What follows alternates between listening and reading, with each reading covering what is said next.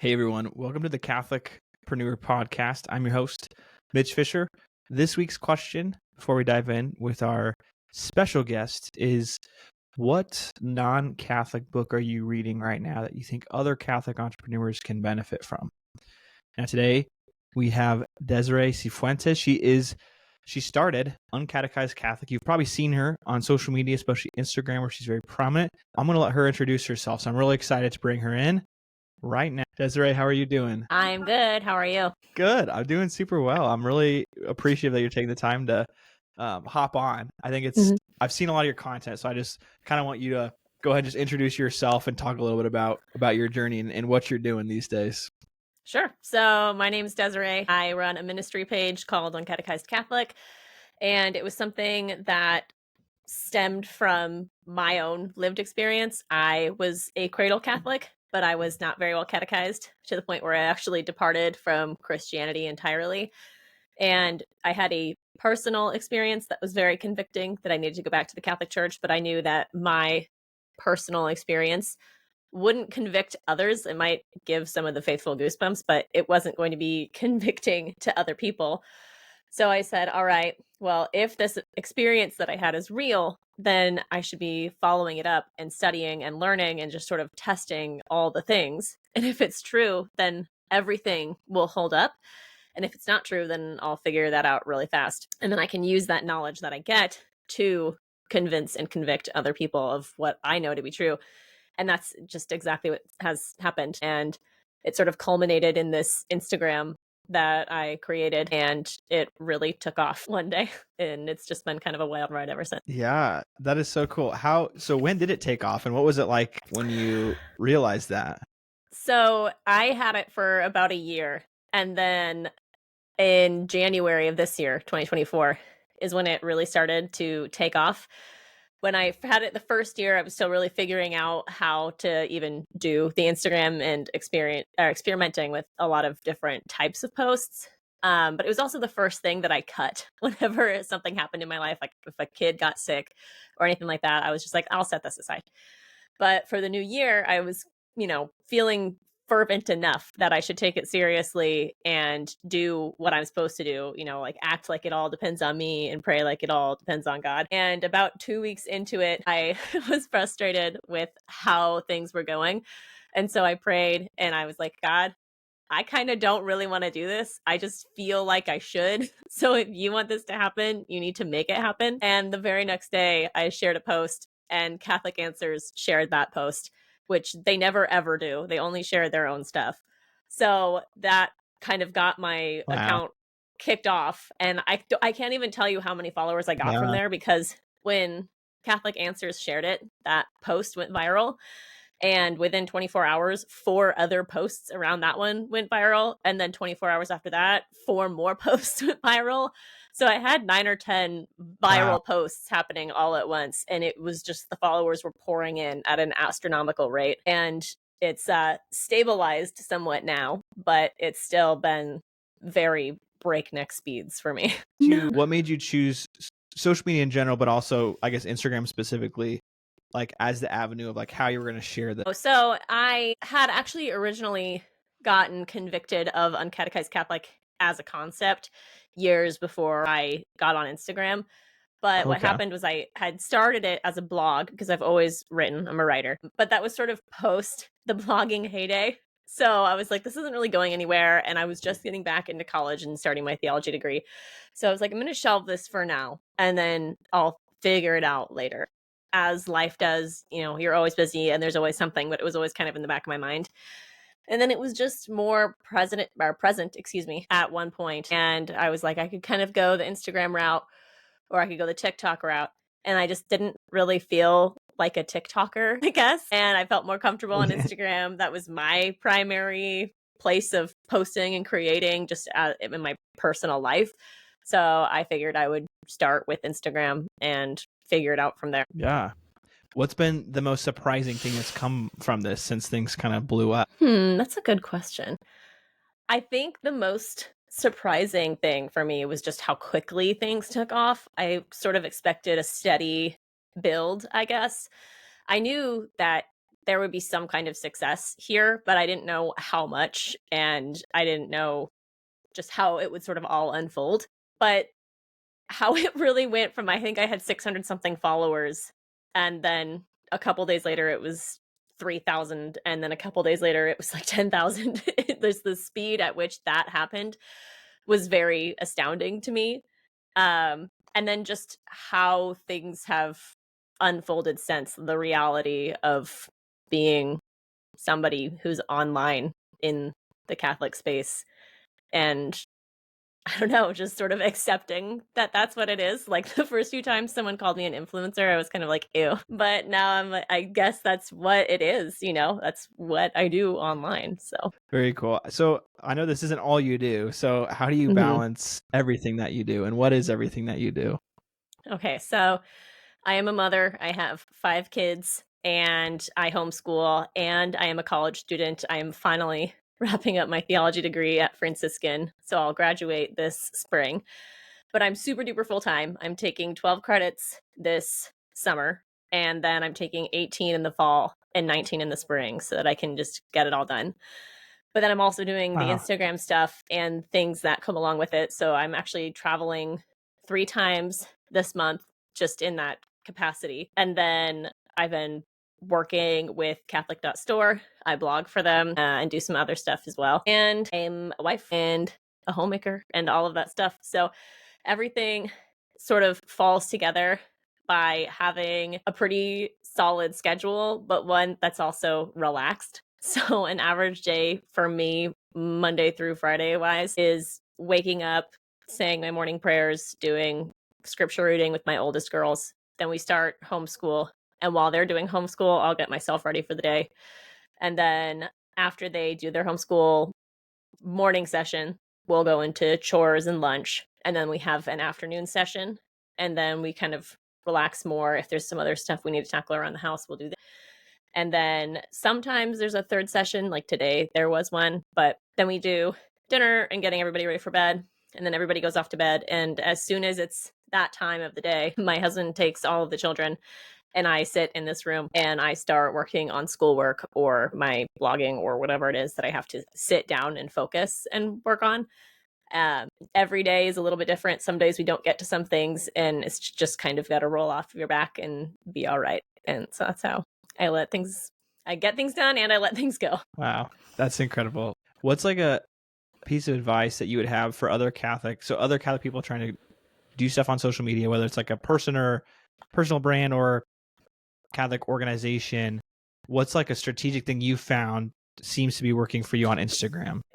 Yep. So what works, I think, is finding what works for you. So for me, the 2 things that are super, super popular are when I do stitch videos. I can talk for a long time in stitch videos and those hold attention really well, but also just short, like 5-second clips and then a heavy caption. And I've been experimenting recently to see if there's other things that I can kind of dabble in. And I think experimenting is important because then you know what works and what doesn't work. But once you kind of try the different things, really locking in on what is successful for you is the key. And I was a little worried that the format would kind of get tired. And also kind of worried that people just don't really read captions, but I'm a big caption person. So after having done all that experimenting, I'm like, okay, I don't know how other people use Instagram, but my people use Instagram by reading the captions and enjoying stitches. And so now that I have that locked in, that's what I'm focused on going forward. And it makes working a lot easier for me because I have less stress, creatively speaking, and more ability to just focus and crank out what I know people like. Yeah. Good. No, that's cool. What are some of the other platforms that you've tried to hop onto now that you have like established on Instagram? And have there been any challenges in that?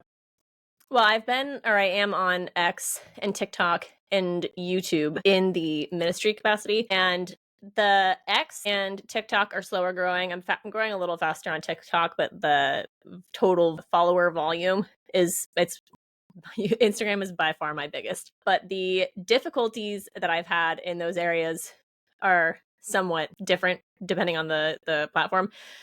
TikTok is not super huge on religious media. And sorry, my cat is forcing his way into my lap right now. Um, yeah, so TikTok's just like I don't want to say hostile towards religious content, but it's not super friendly to it. And then with X, there's quite a lot of people on there. And so there's an element of kind of screaming into the void happening. And then from a personal life standpoint, it's kind of a lot of work to keep up with all these different platforms all at once. So I want to find somebody where I can just kind of create the content or, put something down in a notepad somewhere. And then like 5 times a day, they'll tweet something out for me, or they'll post the video that I already put on Instagram over to TikTok and over to YouTube Shorts and so on and so on. Yeah. But with YouTube, I've had some trouble. I got canceled on YouTube not that long ago. And I don't think it was a YouTube originated issue. I think that it came from a pro-life post that I made on Instagram that ruffled some feathers. And I got some people sharing that post, and they were calling their followers to report me. And so I think probably from that, somebody just mass reported my page. And once you get so many reports on a page, it'll automatically pull. But appealing that wasn't as simple as it should have been. And I wound up having to get on X and complain to YouTube to get them to do anything about it. And it was this really protracted, unnecessarily drawn out back and forth just to get the channel back. And yeah, so that was a bit much. And I haven't touched YouTube very much since then because it was just exhausting and, busy. So Right. Well, and to that point, like where do you see the future being for you in this? Like, do you have any big plans of like how you see this kind of playing out? Yes. So I have always thought it was really neat to be able to do things for the church in whatever capacity without it costing money. I mean, I think it's great when the church hires people and pays them, and then people can sort of do what they do professionally and get paid to do it. But I also recognize the severe need of people who just do things or who figure out how to make those things make money themselves without pulling from the church to do it. And so I am looking forward to continuing to do as much as I possibly can for free, or to just have the income be from things like selling merchandise or selling products or writing books or whatever, but keeping everything that I do as open and accessible as possible to reach the most people. And I'm in the talks with a friend of mine to do a podcast. I don't think I can say too much about that right now, but it's definitely going to be an academic but accessible Catholic podcast going over this big piece of Catholicism that I think a lot of people are missing out on because they're kind of maybe intimidated by it, or if they're uncatechized, probably don't even really know much about it. And so this friend and I will use this podcast to kind of draw attention to this portion of Catholicism and break it down, make it really, really easy for somebody to just approach and digest and go, okay, I get it now. And going forward post grad, because everything is sort of halted as much as I can until I finish my degree, I definitely want to take YouTube more seriously and do more of the longer form content there, because there are just some things that communicate better in a long form video than I could possibly do in a short form one. But at the same time, do like to write. So I'm toying with whether I continue forward heavily with YouTube in that capacity, or if I find a way to make it happen with writing like a Substack or something. But I definitely want to continue to push forward and to broaden what I can do for the reach, I guess, that I can get to different people, because some people love captions. They want that long form content, or some people don't like social media, but they don't really view Substack as social media, so they'll read whatever there. And that's really what I want to do, is just focus on getting as much as I can in front of as many people as I can in the way that they like to digest it, so that they can become better catechized Catholics. Totally. Well, I think you've definitely hit a really cool niche, and the Uncatechized Catholic name is just awesome. I think Thank you. Everything you're doing is awesome. I think it's very cool. What would be your piece of advice to somebody similar to you? Maybe they found like a small niche of content they're creating, for Catholics or Christians. What would be your piece of advice for them when they're trying to get? I would say Definitely work like it depends on you and pray like it depends on God, because that was my success. Pay attention to what works, but don't become consumed by it, whether it's the trends or the forecasting that some Instagram accounts have where they're saying like this audio is going to pop off, or you should be doing this with your videos, or don't do that with your videos. Do what you think feels right. Keep your finger on the pulse of things that are working, because maybe there is a great audio that everybody's using right now, and so people are stopping to watch it and you can make something out of it and use it. That's great. But just don't become consumed by it, and especially don't become consumed by the comment section.